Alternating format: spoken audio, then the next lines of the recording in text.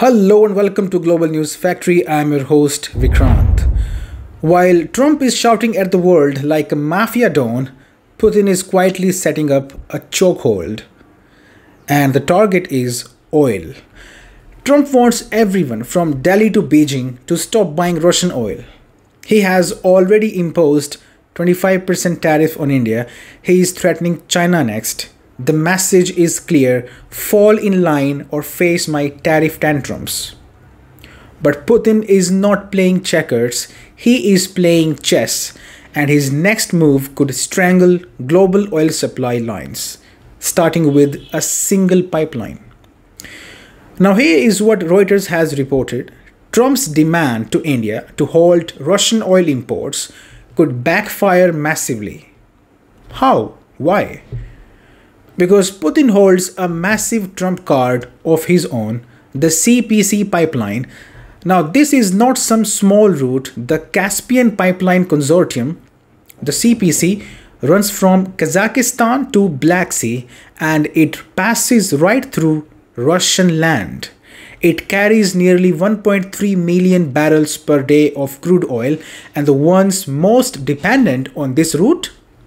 American oil giants like Chevron and ExxonMobil. Yes, the very same American corporations Trump pretends to protect. Now here is the kicker. India alone buys up to 2 million barrels per day of Russian oil. 2 million barrels. That is 2% of global supply. If Trump succeeds in arm twisting India to pull out, which would not happen by the way, but even if we imagine that, Russia could retaliate by shutting down CPC completely. And that is not a bluff. Russia has shut down the CPC pipeline twice over the last 3 years under the excuse of environmental violations. Translation: we do not need a reason. We can shut it down whenever we want.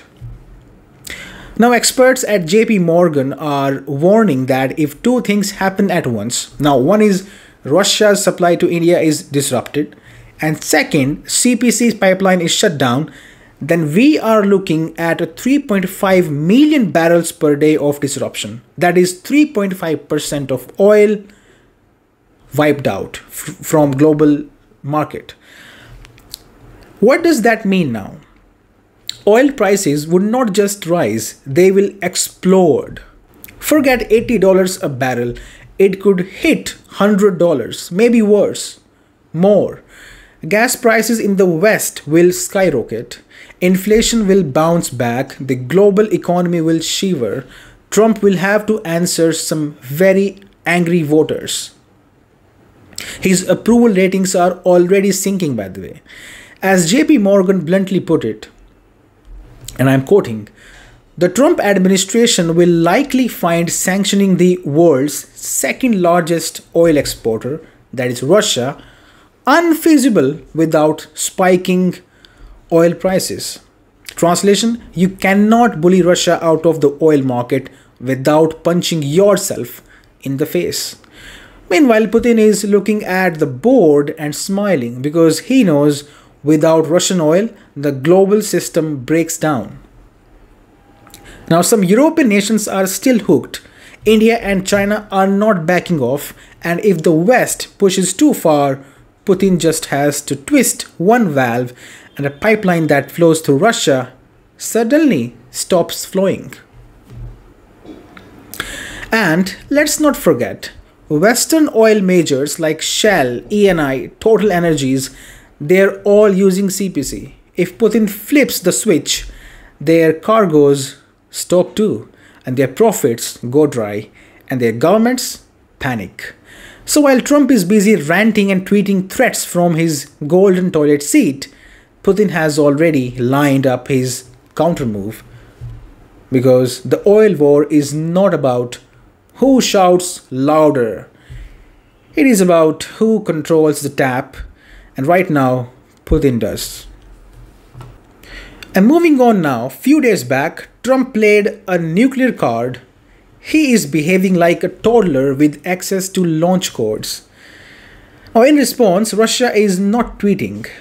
it is now training its guns on Japan, which could serve as a launching pad for an American attack on Russia. See, Russia does not like making noise.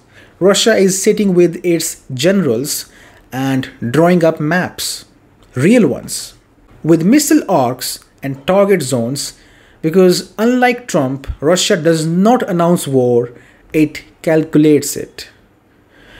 According to detailed breakdown by Vonnaya Kronika, a pro-Kremlin military outlet, Russia has openly simulated a full-scale missile strike campaign on Japanese soil. Now this is not a bluff, it is a step-by-step strike plan and it looks terrifyingly real. Why? Because Japan, under American pressure, has started stacking its backyard with Type 12 missiles and the US-built Typhoon systems, now both with ranges of over 2,000 kilometers. That is more than enough to poke Russia's eastern soft spots, Sakhalin, Vladivostok, and the entire Far East defense belt. From Moscow's view, Japan has officially become a forward missile base for Washington. And that makes it a legit target, a legit threat. So how will Moscow tackle this crisis? With surgical brutality is the answer. According to the Russian plan, any Japanese-American missile setup would be met with a multi-phase, multi-domain assault. First wave, air-launched KH-101 cruise missiles, 250 of them painting the skies. Then second wave, sea-launched precision weapons likely from submarines lurking silently under the Pacific. And third wave, Kinzhal hypersonic missiles for high-value, heavily defended targets. So, these missiles fly at Mach 10 and are almost impossible to intercept. The goal is simple: paralyze Japan's missile systems before they can launch and shred its air defense. And here is the big revolution. This playbook is copy-pasted from Ukraine war. Russia has tested these tactics in real time. They have learned how to saturate air defenses, coordinate swarms of missiles, and create chaos and confusion.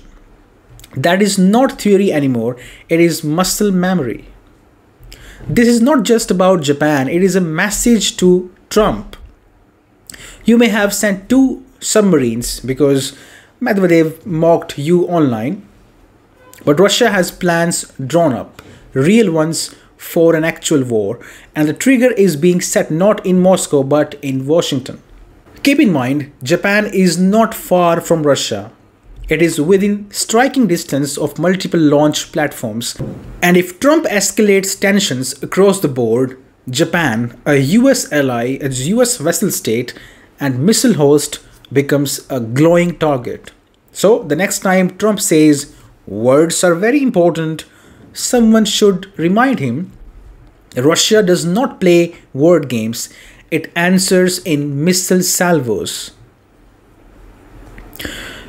Moving on to Ukraine now. Zelensky must go, and not tomorrow, right now, before more soldiers die on the front lines while the politicians steal. The irony is so thick, you could serve it on toast. Just days after Zelensky tried and failed to defang Ukraine's anti-corruption watchdogs, those very agencies have now exposed one of the worst wartime corruption rackets so far. A scheme that siphoned off military funds meant for drones and jammers tools that could have saved lives on the front lines. So here is what happened. Ukraine's National Anti-Corruption Bureau, the NABU, and the Special Anti-Corruption Prosecutor's Office, the SAPO, have just blown the lid off a dirty procurement operation. A sitting lawmaker, local officials, and even personnel from Ukraine's own National Guard, the army, were caught inflating contract prices for military tech and taking kickbacks as high as 30%. That is right, while young men are being dragged into trenches and even 60-year-olds are being called up, These crooks were busy getting rich by overcharging the state for signal jammers and drones, essentials that are literally the difference between life and death on the battlefield.